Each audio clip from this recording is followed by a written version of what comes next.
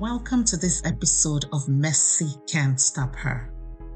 I am your host, Judith Kambia Obatusa, J-K-O.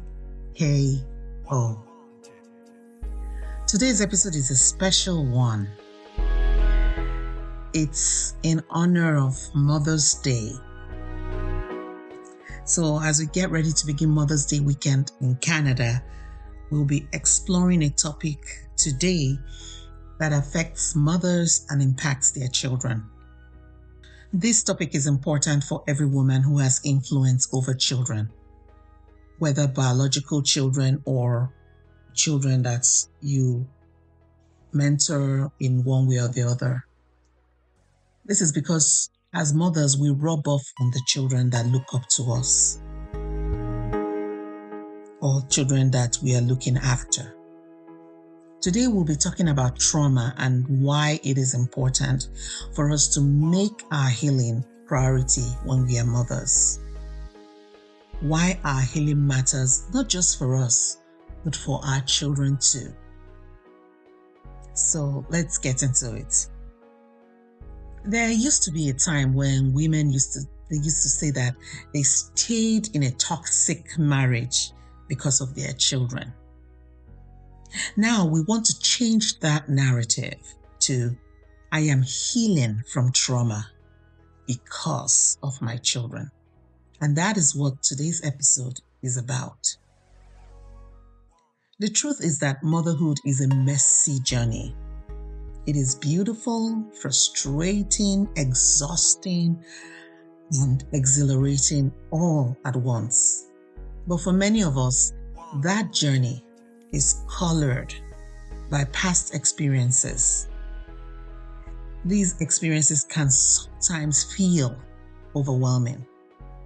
So before we dive in, let's define the terms that we've used here: trauma, healing. Now, trauma is a heavy word. It's not just about war zones or car accidents. Trauma actually comes in different shapes and sizes, from those big glaring moments to the quiet, insidious ones that creep into the corners of our minds. Trauma can stem from anything: difficult childhood experiences, abusive or toxic relationships, societal pressures, or even the everyday stresses that pile up and chip away at our resilience. Now, if we were to define trauma, we'll say that trauma is any experience that leaves a lasting emotional mark. It leaves scars. Some are visible, others are hidden beneath the surface. Healing, on the other hand, is not about pretending that the past didn't happen. It's not just about slapping a band-aid on the wound and pretending that it's not there. But rather, it's about diving deep into the trenches of our pain, acknowledging those painful experiences, understanding their impact, and learning tools to move forward with strength and compassion, most especially self-compassion. This process is messy, it's painful, but I can tell you from my personal experience and the experiences of many women who have shared their stories on this podcast, it is worth it. And the benefits are multiplied when you are a mother. Why is this so, you may ask? Why is healing from our trauma so important for mothers? Let me tell you why. When something really hard happens to us, it can change how our brains work and even affect our genes. That's what they call epigenetics. And if we're not careful, it can move forward to the next generation. Healing from trauma means working through those tough feelings and experiences so that they do not affect our lives in a negative way. So the bad experiences are like the birds flying. When we don't heal from those traumas, those bad experiences, they build a nest in our lives and begin to do all manner of things. But when we work on our healing, the birds of trauma don't get to build their nests because you shake it up and make it uncomfortable for them to stay in our lives.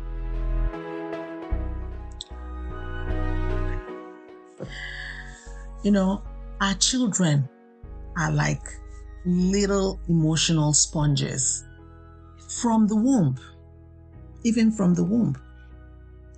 They pick up on our anxieties, our frustrations, and the way we cope with stress. They absorb everything, our words, our actions, our energy. They pick up on our vibes, even when we think we're hiding them well. I recently lost my daughter, and one thing I can say is that she picked it up. She absorbed my pain, and it led her down the road of pain in the very short time that she was on earth with us. Studies indicate that maternal mental health significantly influences child development, shaping various aspects of cognition, behavior, and socio-emotional functioning.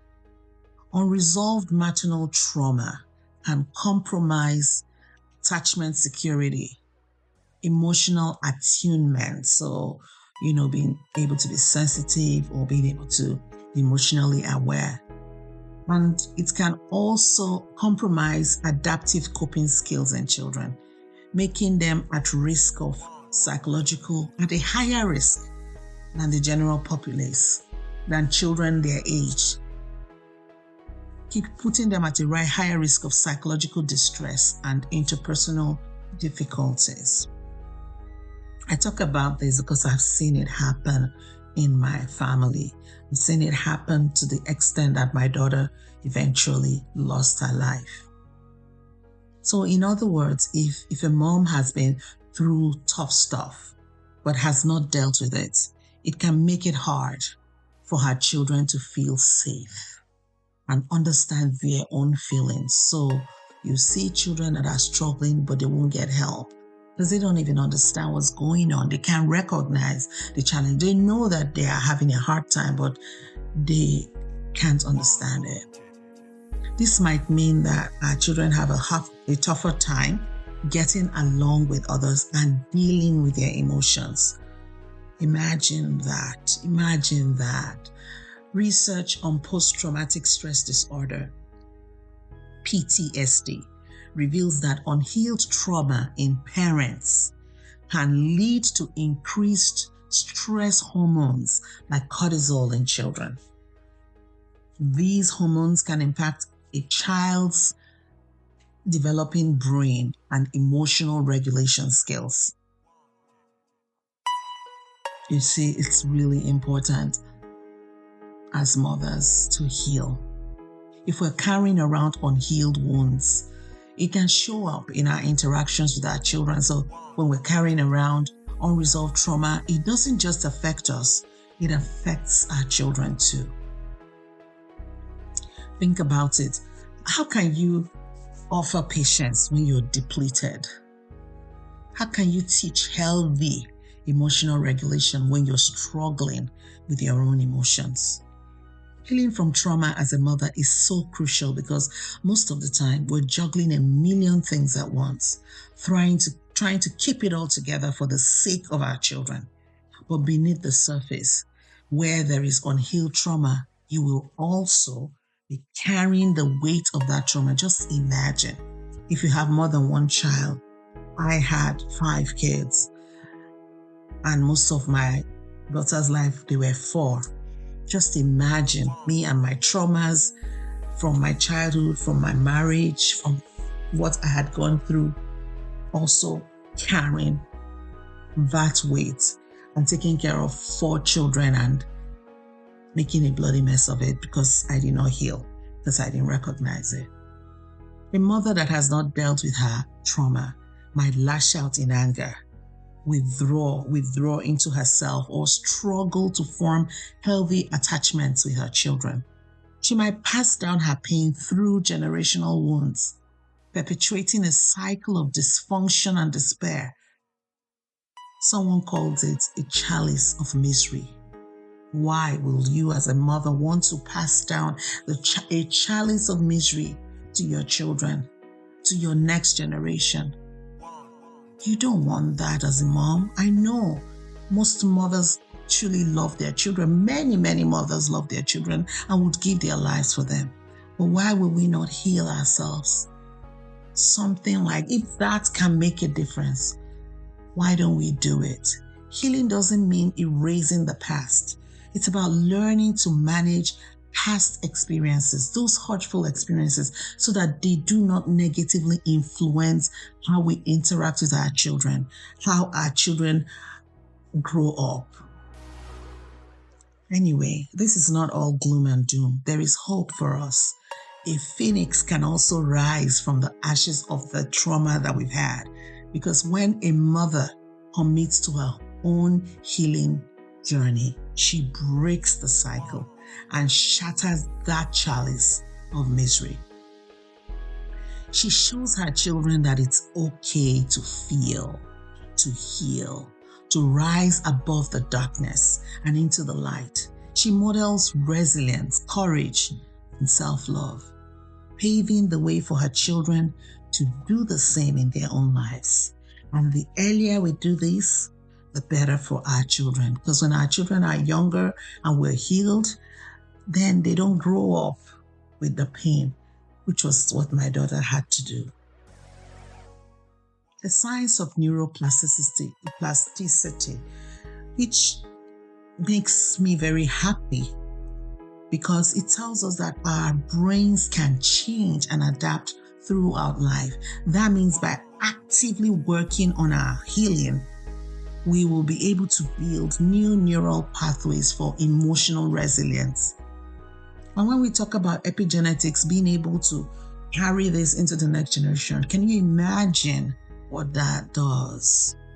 If we're able to change those neural pathways, build new ones, instead of the trauma-ridden pathways that we had, working on our healing and building new neural pathways for emotional resilience and self-love. So to all you mothers listening to me, prioritizing your healing is the most powerful act of love you can offer yourself and your children. It's not selfish. By healing, you're building a stronger, more resilient foundation for your entire family into the future generations. Imagine yourself as a sturdy oak tree. You can't provide shade and shelter for your little saplings if your roots are tangled and weak. Taking care of yourself is like nourishing those roots. The process will not be easy. It will be messy, there will be setbacks, and that's okay. Fix your eyes on the goal. The goal of becoming a calmer, more present parent. The goal of being able to model healthy coping mechanisms for your children, to your children. The goal of becoming better equipped to nurture your children's emotional well-being. Isn't that a wonderful goal? Like I said, prioritizing your healing is the most powerful act of love you can give yourself and your children. So I want to share just a few practical strategies for initiating the healing journey. The first one is becoming more self-aware. You can do this by engaging in reflective practices such as journaling, mindfulness, or working with a therapist. These reflective practices help to deepen your understanding of past traumas and their impact on your life.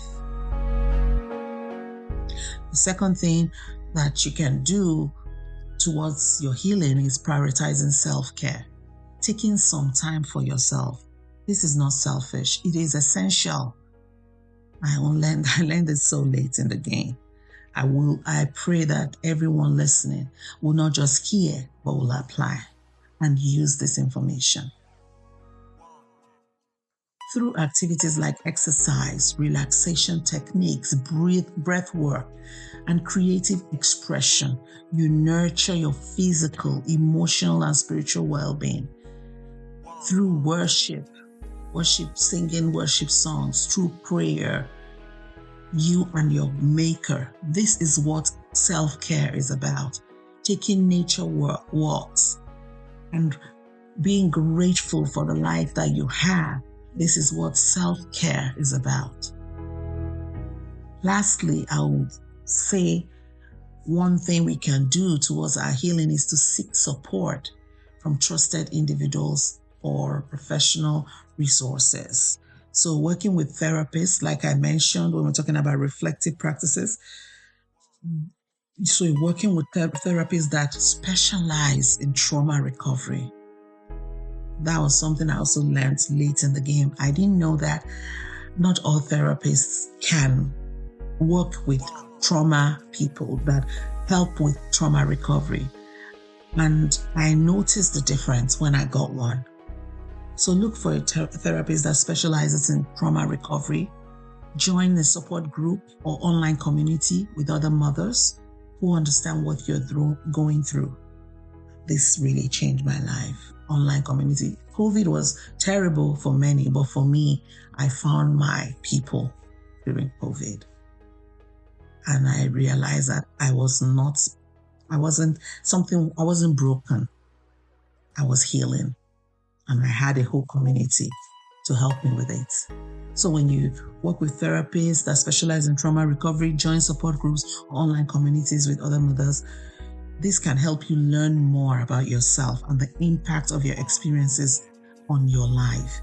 It can also help you begin to heal from past traumas. I also discovered some useful resources that have been very helpful to me and to some of the women that I mentor. And I want to share some of them with you. I have links to them in the show notes of this episode. So the first one is Insight Timer. I've mentioned it several times on this podcast because it has helped me, like I said, and many other women who are introduced to it. Insight Timer is a free app that helps you build healthy habits, sleep better, and address anxiety and stress.